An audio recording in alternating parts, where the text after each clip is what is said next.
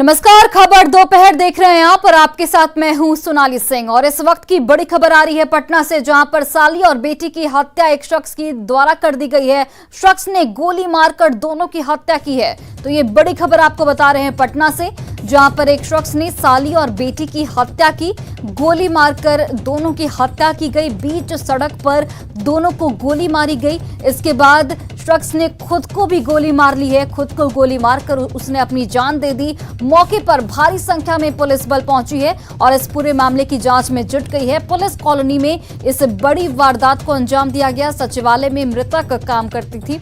तो ये बड़ी खबर आपको बता रहे हैं पटना से, जहां पर एक शख्स ने अपनी ही साली और बेटी की हत्या की है गोली मारकर।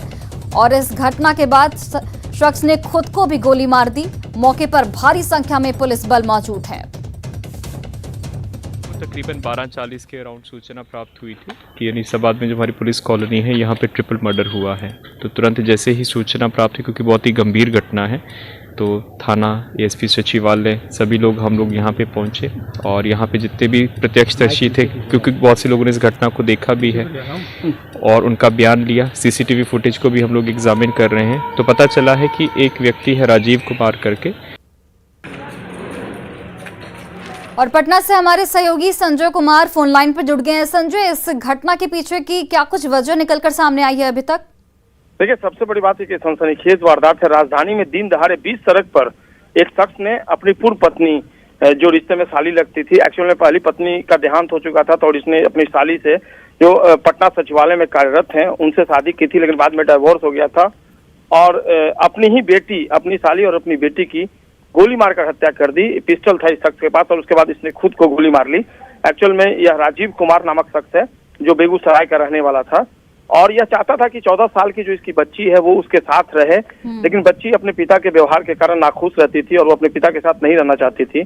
तो उसने दबाव बनाना शुरू कर दिया था। आज वह जो पुलिस कॉलोनी है गर्दनीबाग थाना क्षेत्र में, उस कॉलोनी में पहुंच गया था, उस घर में पहुंच गया था जहाँ इसके ससुराल के लोग रहते थे। और इसने कहा कि अपनी बच्ची से कि तुम मेरे साथ चलो, लेकिन बच्ची जाने को तैयार नहीं। उसके बाद विवाद जो है वो काफी बढ़ गया।